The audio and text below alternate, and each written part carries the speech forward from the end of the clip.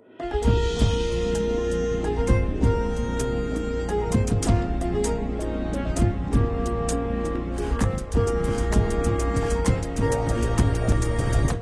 የፈታ ቤተሰቦች የከበረ ሰላምታችን በያላችሁበት ይድረሳችሁ። ዕለተ ሐሙስ የምሽት መረጃዎችን ነው ብለናል። እንደተለመደው መረጃውን በቅድሚያ በማስተዋወቅ እንጀምር። የኢራን ጠቅላይ መሪ አያቶላህ ኻሜኒ ከሳምንት በኋላ ለመጀመሪያ ጊዜ በታዩበት የቀጥታ ቴሌቪዥን መልእክታቸው በእስራኤልና አሜሪካ ላይ ድል ተቀዳጅተናል ብለዋል። አሜሪካ በቀጥታ ጦርነት ውስጥ የገባችው የጽዮናውያኑ የእስራኤል አገዛዝ ሙሉ በሙሉ እንደሚወድም ስለተሰማት ነው ሲሉ ያመለከቱት ኻሜኒ ነገር ግን አሜሪካ ምንም አላተረፈችም ሲሉ ተናግረዋል። የኢራን ጠቅላይ ሚኒስትር አያቶላህ ኻሜኒ እጅ መስጠት የሚለው ቃል በመዝገበ ቃላችን ውስጥ የለም ሲሉ አጽንኦት ሰጥተዋል። ሙሉ መረጃውን ይዘነዋል። በኤርትራ ጉዳይ በተባበሩት መንግስታት ውስጥ ብርቱ ክርክር ተካሂዷል። ኢራንና ሌሎች ሁለት ሀገራት ከኤርትራ ጎን ቆመዋል። የሞቀ ክርክር ተካሂዷል። በምን ጉዳይ የሚለውን ከኤርትራ መንግስት አቋም ጋር አያይዘን የምናደርሳችሁ መረጃ አለ። የፕሪቶሪያው ስምምነት ፈርሶ ወደ ጦርነት ላለመግባት የተቻለንን ሁሉ ጥረት እያደረግን ነው ሲሉ የህወሓት ምክትል ሊቀመንበር አቶ አማኑኤል አሰፋ ተናግረዋል። ከተፈናቃዮች ጋር በተያያዘ ወደ ቀያቸው የማይመለሱ ከሆነ ሰላማዊና ሰላማዊ ያልሆነ መንገድን እንከተላለን ያሉት አቶ አማኑኤል ሰላማዊ ያልሆነ መንገድ ሲባል ምን ማለት ነው የሚል ጥያቄ ቀርቦላቸው ተጨማሪ ማብራሪያቸውን ሰጥተዋል። ጥንቅራችን ይዞታል። የመንግስታቱ ድርጅት የዓለም የምግብ ፕሮግራም በሰሜን ምዕራብ ትግራይ በምትገኘው የሽሬ ከተማ የሚገኘውን ቢሮውን በሰኔ ወር መጨረሻ እንደሚዘጋ አስታወቀ። የበጀት እጥረት አንዱ ምክንያቱ መሆኑ ተገልጿል። ፕሮግራሙ በሶማሌ ክልል ያለውን ቢሮ ለመዝጋት ወስኗል። መረጃው ዝርዝር አለው። በእስራኤል የአየር ጥቃት የተገደሉትን አዛዥ በመተካት የተሾሙት ሌላኛው የጦር አዛዥ አሊ ሻድማኒ መገደላቸው ማረጋገጫ ተሰጥቶበታል። ኢራን ከፍተኛ የጦር አዛዡ አሊ ሻድማኒ መሞታቸውን ማረጋገጫ ሰጥታለች። መረጃው ዝርዝር አለው። በትላንቱ የኬንያው ተቃውሞና ነውጥ የ16 ሰዎች ሕይወት መጥፋቱ ተነገረ። ከ400 በላይ ሰዎች ደግሞ ጉዳት ደርሶባቸዋል። ነውጡን የተመለከተ አጠር ያለ መረጃ አክለናል። ቆይታችሁን ከኛ ጋር እንድታደርጉ በአክብሮት እየጋበዝን አሁን በቀጥታ ወደ ዝርዝር መረጃዎቻችን እንውሰዳችሁ።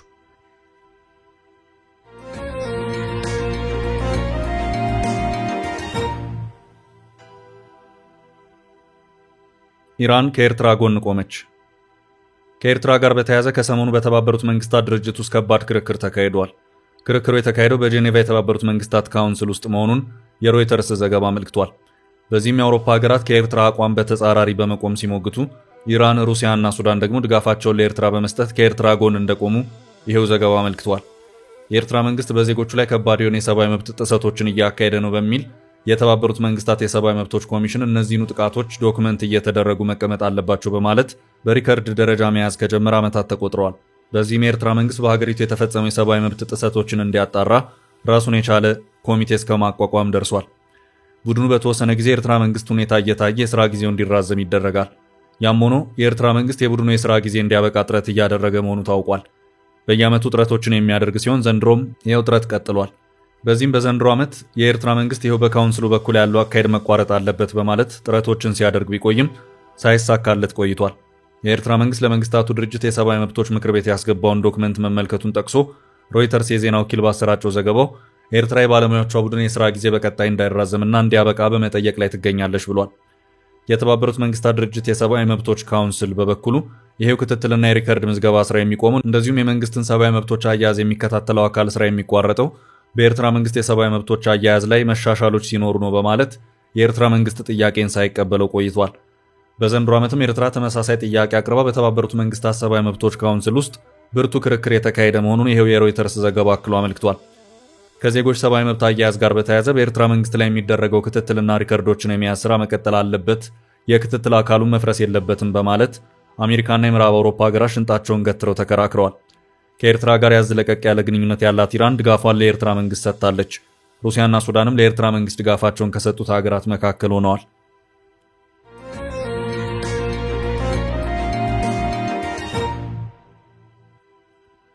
በቀጣይ መረጃ ወደ ጦርነት ላለመግባት እየተጣጣርን ነው። ህወሓት የፕሪቶሪያው ስምምነት ፈርሶ ወደ ጦርነት ላለመግባት ጥረት እያደረግን ነው ሲሉ የህወሓት ምክትል ሊቀመንበር አቶ አማኑኤል አሰፋ ተናገሩ። ምክትል ሊቀመንበሩ ይህንን የተናገሩት ከቢቢሲ ድረገጽ የትግርኛው ክፍል ጋር በነበራቸው ቆይታ ነው። ለ2 ዓመታት ከተካሄደው የትግራይ ጦርነት ጋር በተያያዘ ከወልቃይትና አካባቢ የተፈናቀሉ ነዋሪዎች ላለፉት 5 ዓመታት ወደ አካባቢያቸው መመለስ አልቻሉም በሚል ጥያቄዎች እየተነሱ ይገኛሉ። በዚህም ባለፉት ቀናት መቀሌን ጨምሮ በበርካታ የትግራይ ከተሞች ሰላማዊ ሰልፎች የተደረጉ መሆኑ የሚታወስ ነው። ከዚሁ ጋር በተያያዘም የህወሓት ምክትል ሊቀመንበር አቶ አማኑኤል አሰፋ ለቢቢሲ ሰፋ ያለ ማብራሪያ የሰጡበት ሁኔታ ታይቷል። ህወሓት የትግራይ መንግስታዊ መዋቅር ከተፈናቃዮቹ ጋር መመለስ አለበት የሚል የጸና አቋም አለው። አሁን ባለው ሁኔታ ግን ችግሩ ስለጸናብን ብቻችንን እንመለስ የሚሉ ድምጾች እየበዙ መሆኑን ያመለከቱት አቶ አማኑኤል ተፈናቃዮቹ ወደ ቀያቸው እንዳይመለሱ በአካባቢው ያለው የጸጥታ ሁኔታ አስቸጋሪ ነው ሲሉ ተናግረዋል። በአካባቢው ታጣቂዎች አሉ፣ ለተፈናቃዮቹ ህይወትና ህልውና አደጋ ነው ያሉት አቶ አማኑኤል ይሁንና ተፈናቃዮቹ ለበርካታ ዓመታት በድንኳን መጠለያዎች ውስጥ ያሉ በመሆናቸው በአሁኑ ሰዓት በአካባቢው ታጣቂዎች ይኑሩ ወይም አይኑሩ ወደዚያ ብንሄድ ከዚህ የባሰ ነገር ስለማይገጥመን ወደ ቀያችን መልሱንና የሆነው ይሁን በማለት ለጊዜው አስተዳደሩ ጥያቄዎችን እያቀረቡ መሆኑን ተናግረዋል። አቶ አማኑኤል በዚሁ ማብራሪያቸውም እኛ እንደ ክልል መንግስት የተፈናቃዮቹን ህይወት አደጋ ላይ መጣሉ አግባብነት የሌለው በመሆኑ አሁንም ጉዳዩ በሰላም እንዲፈታና እንዲቋጭ ተደጋጋሚ ጥረቶችን እያደረግን ነው ሲሉም ተናግረዋል። ተፈናቃዮች መመለስ አለባቸው የሚባለው ወደ ወልቃይት ጠገዴ፣ ሰቲት ሁመራ እንደዚሁም ወደ ጠለምት ሲሆን ከዚህ ቀደም ተፈናቃዮች ወደ ጠለምት የተመለሱበት ሁኔታ ነበር። አቶ አማኑኤል ተፈናቃዮች ወደ ጠለምት ቢመለሱም በተፈጠረው የጸጥታ ችግር መልሰው የተፈናቀሉበት ሁኔታ መኖሩን አመልክተዋል። ሰሞኑን ከአማራ ክልል ርዕሰ መስተዳደር አቶ አረጋ ከበደና ከሌሎች የክልሉ አመራሮች ጋር በመሆን ወደ ወልቃይት ጠገዴ ሁመራ ከተማ አምርተው ከህብረተሰቡና ከአካባቢው አመራሮች ጋር የመከሩት የጠቅላይ ሚኒስትር አብይ አህመድ የምስራቅ አፍሪካ ጉዳዮች አማካሪ አቶ ጌታቸው ረዳ የትግራይ ተፈናቃዮች የፖለቲካ መጠቀሚያ ሆነዋል በማለት ለዚህም የቀድሞ ድርጅታቸውን ህወሓትን የወቀሱ ሲሆን ከነዋሪው ጋር ቅድሚያ መሰራት የሚገባቸው ስራዎች ካልተሰሩ በስተቀር እያንዳንዱን ተፈናቃይ በጠመንጃ ቤቱ ማስገባት የማይሆን ነው ሲሉ ተናግረዋል። በዚሁ ዙሪያ ተፈናቃዮች ወደ ቀያቸው የማይመለሱ ከሆነ ቀጣይ የጊዜያዊ አስተዳደሩ እርምጃ ምን ሊሆን ይችላል የሚል ጥያቄ የቀረበላቸው አቶ አማኑኤል የመጀመሪያው ከፌዴራል መንግስቱ ጋር ያሉ አማራጮችን አሟጦ መጠቀም ነው፣ ካልሆነም ደግሞ ሰላማዊ ያልሆነ መንገድን መከተል ነው ሲሉ ተናግረዋል። ቢቢሲ ሰላማዊ ያልሆነ መንገድ ሲሉ ምን ማለት ሆነ የሚል ጥያቄ ለአቶ አማኑኤል አስከትሏል። አቶ አማኑኤል ለዚሁ ጥያቄ በሰጡት ምላሽም ተፈናቃዮች ወደ ቀያቸው አልተመለሱም ማለት በሌላ አነጋገር የፕሪቶሪያው ስምምነት ፈርሷል ማለት ነው። ስምምነቱ ከፈረሰ ደግሞ በአጭሩ ጦርነት ማለት ነው። እኛ ግን ወደ ጦርነት መግባት አንፈልግም። ህዝባችን በጦርነት ብዙ ዋጋን ስለከፈለ እኛም ተመልሰን ወደ ጦርነት ላለመግባት ብዙ ጥረቶችን እያደረግን ነው። ጉዳዩ አደገኛ በመሆኑም ጦርነት አያዋጣም ሲሉም አቶ አማኑኤል ከቢቢሲ ጋር በነበራቸው ቆይታ ማብራሪያቸውን ሰጥተዋል።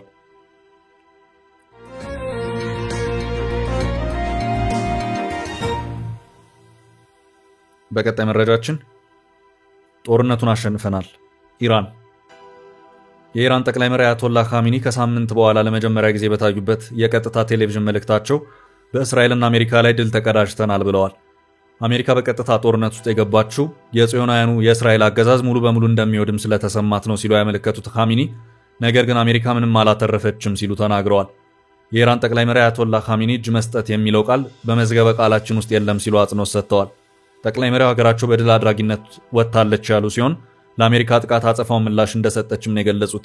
አክለውም በጽዮናዊ አገዛዝ ላይ ስለተጎናጸፍነው ድል እንኳን ደስ አላችሁ ሲሉ ለህዝባቸው መልእክታቸውን አስተላልፈዋል።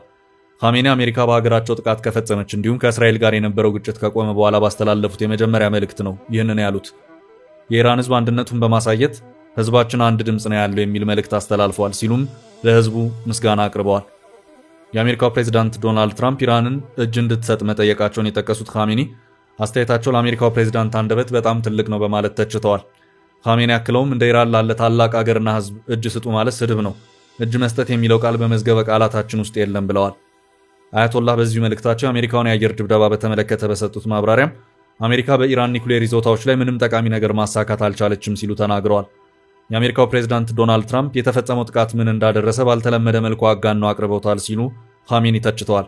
ይህንን ማድረግ ያስፈልጋቸው ምክንያት ግልጽ ነበር የሚሉት ኻሜኒ አሜሪካ ያጋነነችበት ምክንያት እውነቱን ለማጣመም እንደሆነ የሰማቸው በሙሉ ይረዳል ብለዋል።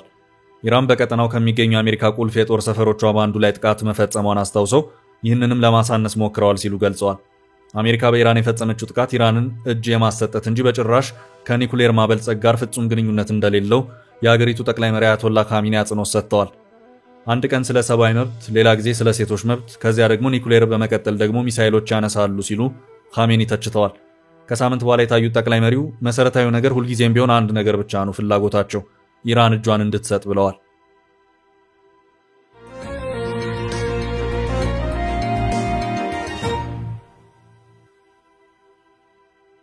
በሌላ በኩል የጦር አዛዡ ተገደሉ።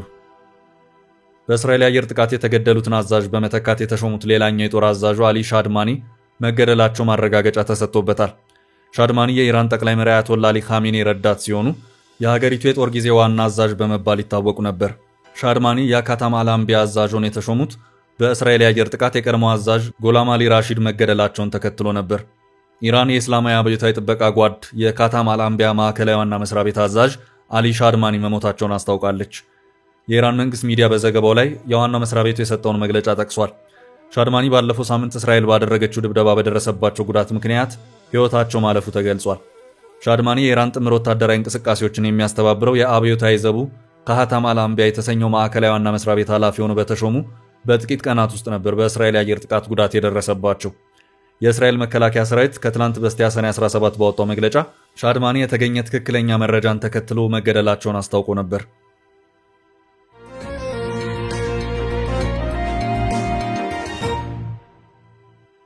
በቀጣይ መረጃችን የዓለም የምግብ ፕሮግራም ሽሬ ከተማ የሚገኘውን ቢሮውን ሊዘጋ ነው።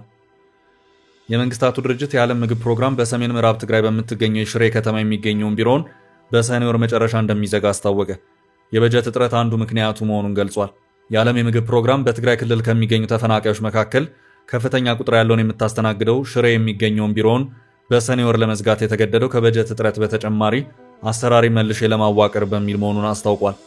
የዓለም ምግብ ፕሮግራም የትግራይ አካባቢ ጽህፈት ቤት ኃላፊ ሌቫን ቻቿ የሽሬ ጽህፈት ቤታችንን እየዘጋን ነው ሲሉ ለአዲስ ስታንዳርድ ገልጸው ነበር። ነገር ግን የመቀሌ ቢሮአችንን በመጠቀም የክልሉን የሰሜን ምዕራብ ዞን ስራችንን ማከናወን እንቀጥላለን ብለዋል።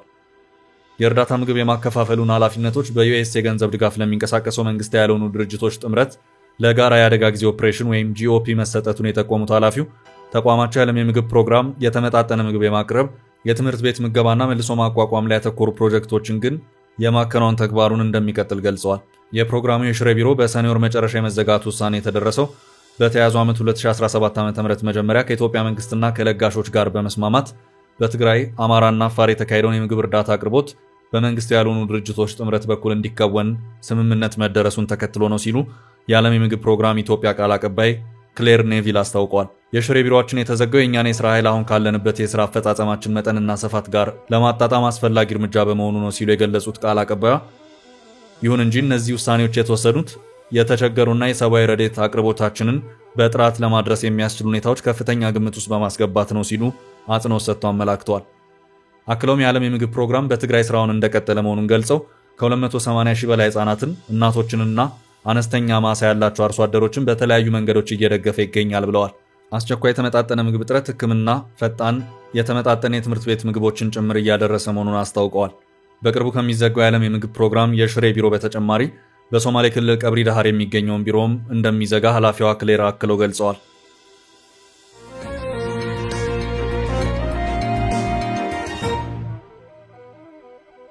በቀጣይ መረጃችን በኬንያው ተቃውሞ የሞቱ 16 ደረሱ። በኬንያው የተቃውሞ ሰልፍ የ16 ሰዎች ሕይወት ጠፋ፣ በመቶዎች ደግሞ ጉዳት ደረሰባቸው። የኬንያ ሀገር ውስጥ አስተዳደር ተቃውሞውን ሽብርተኝነት ብለውታል። በኬንያ መዲና ናይሮቢን ጨምሮ በተለያዩ ከተሞች ትላንት በተጠራው ጸረ መንግስት ተቃውሞ ሰልፍ ላይ ከጸጥታ አስከባሪዎች ጋር በነበረ ግጭት የ16 ሰዎች ሕይወት ጠፋ፣ በመቶዎች የሚቆጠሩ ሰዎች ደግሞ ጉዳት ደረሰባቸው። ጸረ መንግስት ተቃውሞ ሰልፍ የተጠራው የኬንያ ጸጥታ አስከባሪዎች አምና የገደሏቸውን ተቃውሞ ሰልፈኞች ለመዘከር ነበር። ባለፈው ዓመት መንግስት የቀረጥ ጭማሪ ለማድረግ መወሰኑን ተከትሎ በተቀሰቀሰ ተቃውሞ አደባባይ በወጡ ሰልፈኞች ላይ ጸጥታ አስከባሪዎች በከፈቱት ተኩስ በትንሹ 60 ሰልፈኞች መገደላቸው ይታወሳል። ሌሎች 20 ሰዎች እስካሁን የደረሱበት አይታወቅም። በመዲናዋ ናይሮቢና በሌሎች ቦታዎች በተጠራው የመታሰቢያ ጸረ መንግስት ተቃውሞ በሺዎች የሚቆጠሩ ነዋሪዎች ተሳትፈዋል። ይሁን እንጂ ከተካሄዱት የተቃውሞ ሰልፎች መካከል አንዳንድ ቦታዎች ላይ በህዝብና በህግ አስከባሪዎች መካከል ግጭት ተስተውሏል። ከጸጥታ አስከባሪ በተተኮሰ ጥይት ቢያንስ 10 ሰዎች መቁሰላቸውንና ወደ ሕክምና ጣቢያዎች መወሰዳቸውን ዘገባዎች ያመለክታሉ። በትላንትናው የኬንያ የተቃውሞ ሰልፍ ላይ ህይወታቸው የጠፋ 2 ሰዎች ከናይሮቢ 100 ኪሎ ሜትር ርቀት ላይ በምትገኘው በማቱ ከተማ ውስጥ እንደሆነ ከስፍራው የደረሱ ዘገባዎች ያመለክታሉ። ተቃዋሚዎቹ ፕሬዝዳንት ሩቶ እንዲወርዱ የሚጠይቁ መፈክሮችን ይዘው ታይተዋል።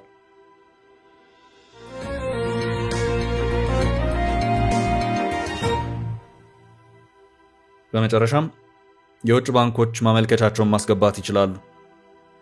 የውጭ ባንኮችና ኢንቨስተሮች ማመልከቻቸውን ለብሔራዊ ባንክ ማቅረብ ይችላሉ ሲል ብሔራዊ ባንክ አስታወቀ። የኢትዮጵያ ባንክ ይህንን ያስታወቀው ዘርፉን ለውጭ ባንኮች ክፍት ማድረጉን ማስታወቁን ተከትሎ ነው። የኢትዮጵያ ብሔራዊ ባንክ ባወጣው መግለጫው የኢትዮጵያን የፋይናንስ ዘርፍ ለውጭ ባንኮች ለመክፈት የሚያስችለው መመሪያ ጸድቋል። ከዚሁ ጋር በተያያዘም ባንኩ መመሪያውን አጽድቋል። በዚህ መመሪያ መሰረትም ለመጀመሪያ ጊዜ የውጭ ባንኮችን ጨምሮ ሌሎች ስትራቴጂክ ባለሀብቶች በኢትዮጵያ የባንክ ስርዓት ውስጥ እንዲሳተፉ ይፈቅዳል። ብሔራዊ ባንክ ትላንት ባወጣው መግለጫ የኢትዮጵያ የባንክ መስክ ለውጭ ኢንቨስተሮች ተከፍቷል፣ የውጭ ባንኮችና ኢንቨስተሮች ማመልከቻቸውን ለብሔራዊ ባንክ ማቅረብ ይችላሉ ሲል አስታውቋል። ቻችን ለዛሬ ያዝንላችሁን ርዕሰ ጉዳዮች እዚህ ላይ ቋጨን። ላይክ፣ ሼር እና ኮሜንት በማድረግ ለቻናላችን ድጋፋችሁን መግለጽ እንዳትዘነጉ እያልን ከሌሎች መረጃዎች ጋር ደግመን እስክንገናኝ ቸር ያሰማን ስንል ተሰናበትን።